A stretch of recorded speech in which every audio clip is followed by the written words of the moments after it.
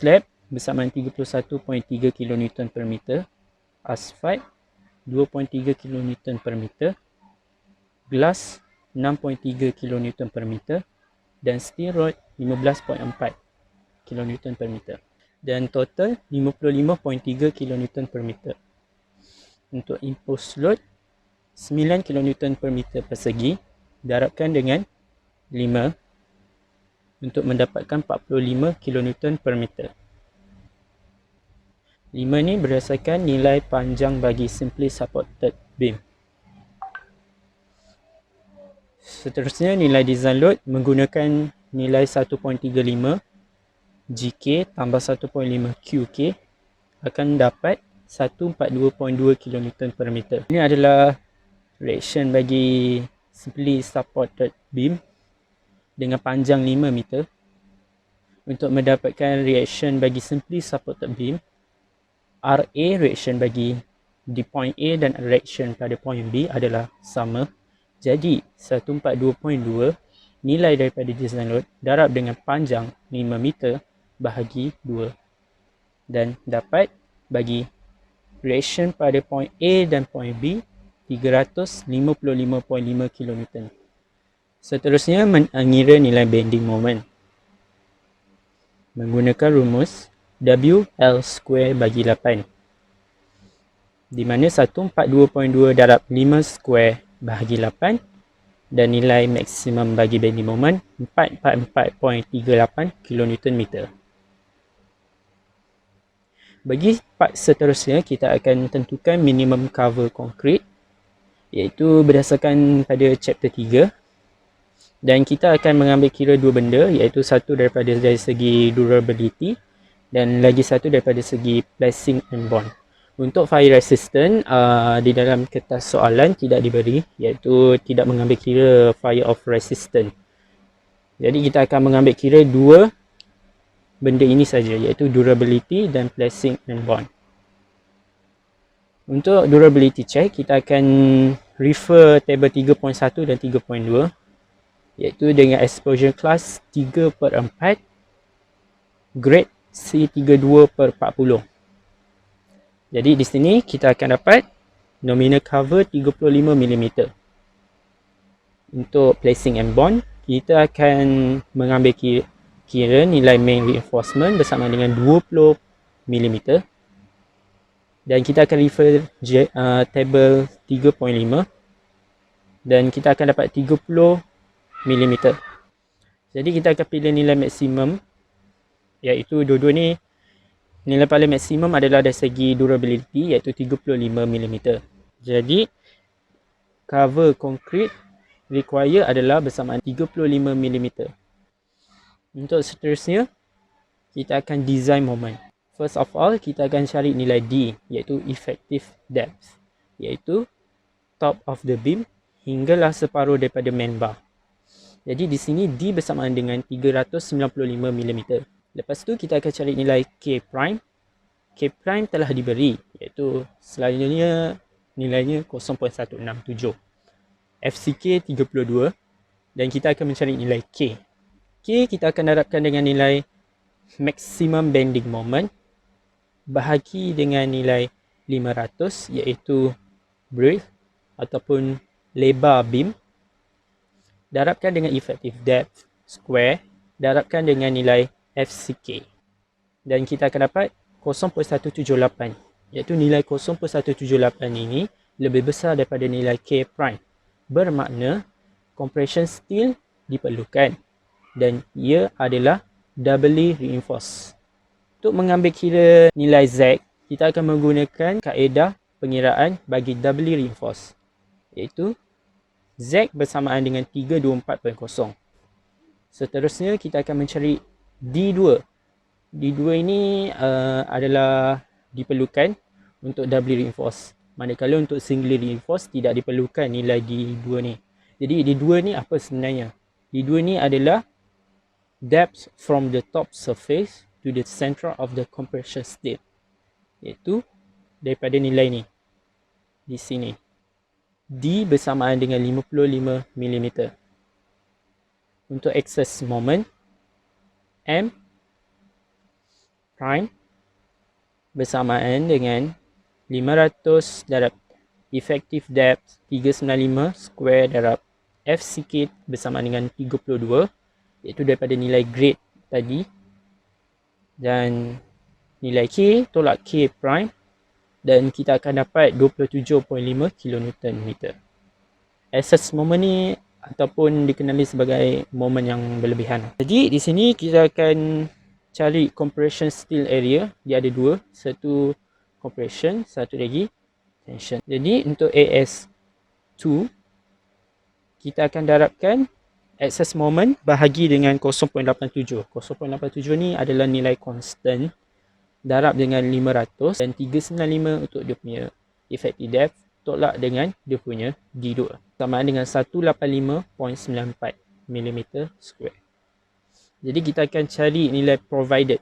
Tadi tu nilai require. So tu kita refer table 1.9. Kita ambil nilai yang paling besar sikit dan kita dapat nilai 201 mm. Itu 1H 16. Size main bar dia 16. Satu dia bilangan bar yang kita gunakan. Untuk AS 0.167 iaitu nilai K prime darabkan dengan nilai FCK 32 darabkan dengan nilai lebar 500 395 untuk nilai effective depth square bahagi dengan 0.87 bahagi dengan 500 ni FYK, dan 324 untuk nilai Z, dan kita akan tambah dengan nilai AS2. Kita akan dapat 3143.93 mm square. Jadi kita akan refer table 1.9 dan kita akan jumpa nilai area of provided. Yang paling dekat ialah 3217 mm square bersama dengan 4H32 iaitu 4 bilangan bar yang digunakan dan 32 diameter main bar. Itu sahaja daripada saya. Sekian, terima kasih. Assalamualaikum dan selamat sejahtera. Nama saya Siti Balkis binti Zubir. Saya akan terangkan tentang pengiraan beam detailing. Pertama sekali adalah untuk mendapatkan minimum cover recommended. Dengan mengambil kira aspek durability yang merujuk kepada jadual 3.2 dengan exposure class XC3/4, nominal cover yang didapati ialah 35 mm. Untuk aspek plastic and bond of concrete yang kita kena ambil kira merujuk kepada jadual 3.5, nilai yang didapati ialah 30 mm dengan menambahkan 20 mm iaitu diameter ditambahkan dengan 10 mm. Untuk aspek fire resistant for beam dengan merujuk kepada jadual 3.4, fire resistance 120 minit hendaklah lebih daripada 50 mm. Cover yang disebabkan oleh kebakaran 50 mm yang dirujuk daripada jadual 3.4 tadi hendaklah ditolakkan dengan 10 iaitu size link dan ditolakkan kepada 20 iaitu diameter dibahagi kepada 2. 50 tolak 10 tolak 10 dapat 30 mm. Oleh itu dengan membandingkan ketiga-tiga aspek yang kita ambil kira, fire resistant, plastic and bond, durability, jumlah yang recommended adalah 35 mm. Seterusnya untuk mendapatkan minimum reinforcement dengan merujuk kepada jadual 3.6 dengan FCK 32 Newton per mm square, minimum percentage reinforcement ialah 0.16. Jadi dengan 0.16 ini didarabkan dengan lebar 500 dan didarabkan dengan 450 iaitu tinggi beam itu dan dibahagikan kepada 100.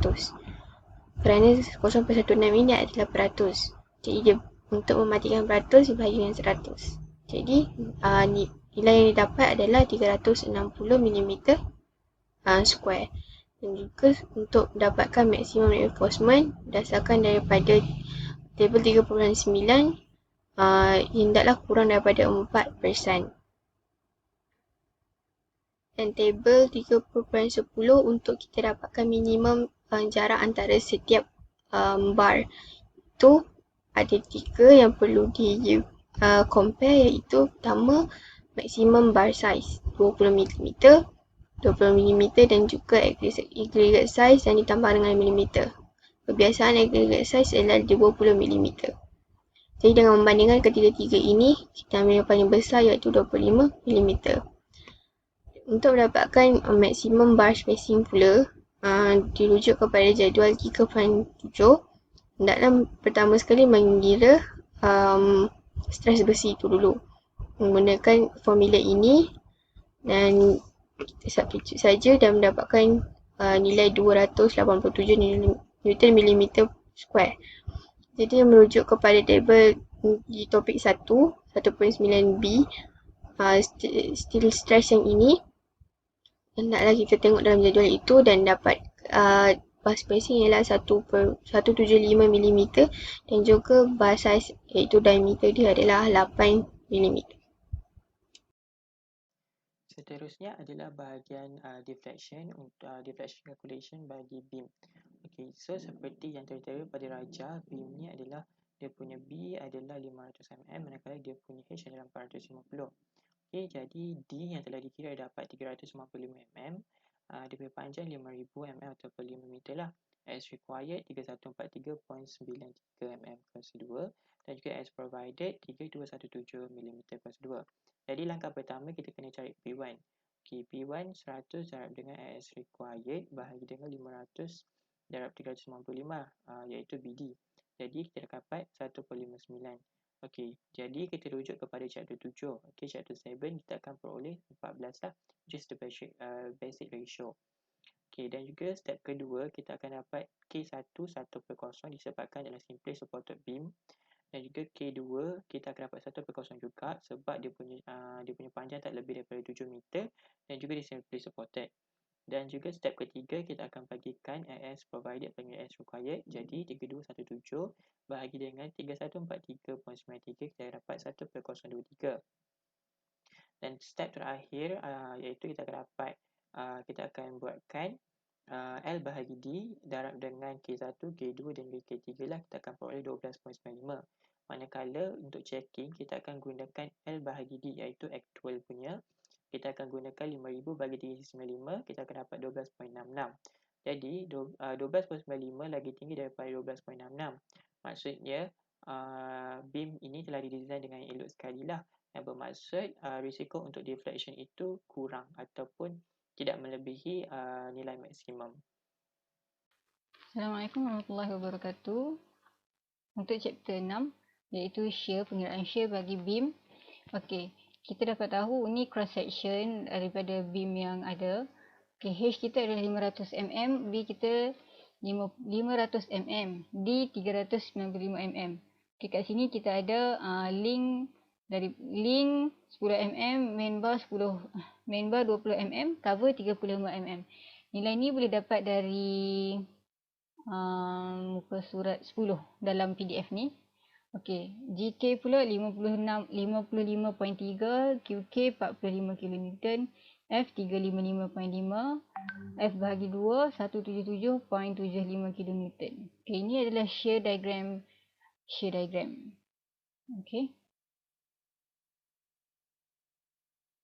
Okey. Untuk QK, GK dengan F ni boleh didapati dari muka surat 8. Next. Okey, kita pergi ke pengiraan Okey, first kita nak cari VED. VED ni adalah dari sini kan. Nak kira dari sini kita punya jarak shear kita. Okey, cara nak kira dia adalah load darab dengan load dekat force dekat support darab tolak dengan 355.5 darab 250 bahagi dengan span length iaitu 159.8 darab 10 kuasa 3 Newton. VED per 0.9 BWD pula kita dapat dengan 159.98 darab 10 kuasa 3 ni VED tadi bahagi dengan 0.9 darab 500 iaitu B kita darab dengan 395. 395 adalah kita punya D. Okey, daripada table 6.1 dengan nilai FCK kita 32 Newton per milimeter, VRD kita adalah 3.84 Newton per milimeter kuasa 2. Ni boleh dapat dekat table. Bila tengok nilai ni, dia ada dekat bawah tu. So kita bandingkanlah dengan VED per 0.9 BWD dengan VRD kita. So, bila dia lagi kecil daripada 3.84, maka dia boleh digunakan. Diterima.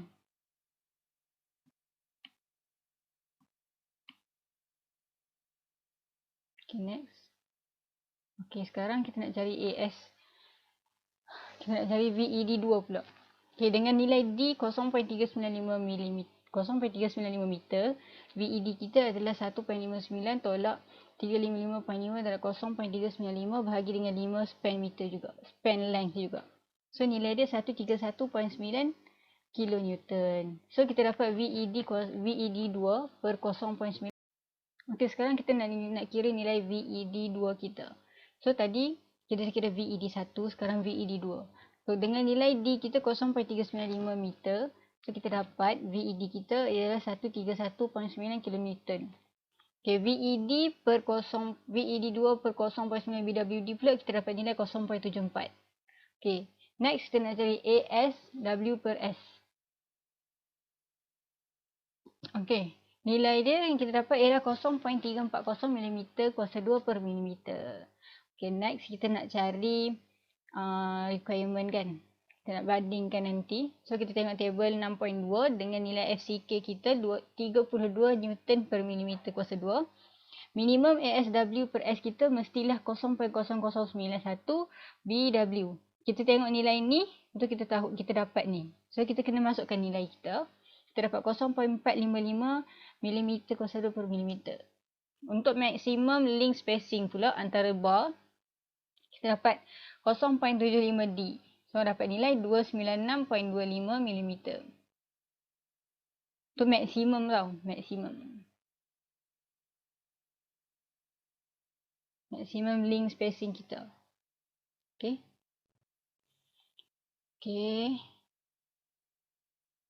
Okay, next kita pergi dekat. Okay, kita tengok table 6.3 dengan nilai ASW per S tak lebih daripada 0.455 mm kuasa 2 per millimeter ni dari sini.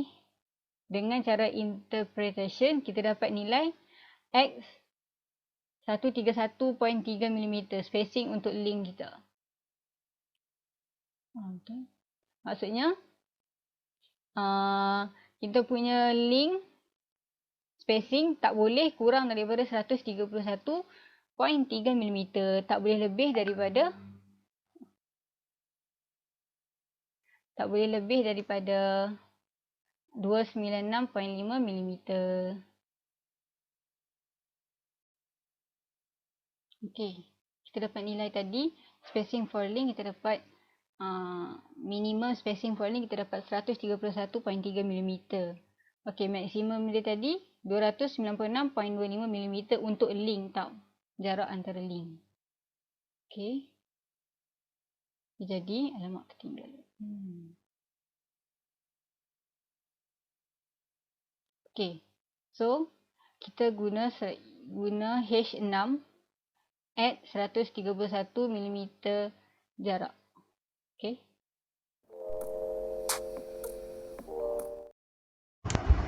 Seterusnya ialah mereka bentuk kolom. Kiraan pertama kita perlu buat adalah penyebaran beban daripada papak. Ini adalah two-way slab, sebab itu dia ada trapezoidal dengan triangle. Okey, daripada beban ini daripada papak kepada beam yang 5 meter ini. Jadi, kita fokus kepada ini sahaja. WGK akan dapat 10.42 kN per meter, WQK 15 kN per meter. However, bukan ini sahaja GK yang kita ada. Lain-lain permanent load juga ada seperti self weight of beam, asphalt, glass dan juga steel road. Jadi kita kirakan design load W1.35 GK yang ini dan juga yang ini. Tambahkan, ditambah ni darab dengan 1.5 ditambahkan dengan 1.5 WQK. Dapat 100.17 kN per meter. Seterusnya kita kira pula maximum shear force iaitu reaction. W design load didarabkan dengan 5 meter bahagi 2 akan dapat 250.43 kN. Ini adalah reaction dan juga maximum bending moment W 100.17 kN Length ialah 5 dikuasakan 2 bahagi dengan 8. Dapat 3.03 kilonewton. Jadi sebentar tadi kita dah kirakan penyebaran beban daripada papak ke beam. Sekarang kita nak kira pula penyebaran beam ke kolom kerana kita punya aim adalah untuk reka bentuk sebuah kolom. Okey, kita kira pertama sekali adalah beban yang dikenakan ke atas beam A. Kita kira kita punya GK dan juga QK. GK ada concrete slab, asphalt, concrete beam. QK imposed load. Dan pada jumlah ini, kita kirakan design load. Dapat 784.49 kN. Dibahagikan kepada dua jumlah ini, jumlah 784.49 dibahagi kepada 2 untuk dapatkan reaction sepanjang 6 meter ini. Seterusnya, metod yang sama load yang dikenakan kepada beam B. Kira GK dan QK, dapatkan design load 783.6 kN dan dibahagikan kepada 2 untuk dapatkan reaction sepanjang 5.5 meter beam ini. Panjangnya sudah berbeza. Dan untuk beam C pula, kita kirakan GK dan QK, tapi beam C tak ada QK. Kita still boleh kira, cuma 1.5 darab kosong lah nanti. So, kita mudahkan 1.35 darab dengan GK 367.26 sama dengan 495.8 kN. Dibahagikan kepada 2 untuk dapatkan reaction dia sepanjang 5.5 meter. Jadi, ini adalah beam A tadi. Sini beam B, sini beam C. Dan ini adalah kolom yang kita nak reka bentuk. So, kita kena kira dulu self weight untuk kolom itu. Sebabkan tinggi untuk kolom ini adalah 4 meter, kita darabkan dengan 1.35. So, self weight-nya adalah 5.4 kN. Design load tambah sahaja nilai-nilai ini adalah reaction untuk setiap beam. So, reaction ini semua kita tambahkan dengan self weight of column. So, dapatlah total design load untuk kolom ini. Terima kasih. Okey, untuk chapter 9 kita akan bincang tentang determining slenderness dan juga reinforcement required bagi kolom yang kita nak guna. Okey. Kita punya kolom bersaiz 500mm darab 500mm. Kita punya concrete grade yang digunakan ialah C32/40. Jadi kita punya FCK sama dengan 32 Newton per mm kuasa 2. Kita punya FYK sama dengan 500 Newton per mm kuasa 2.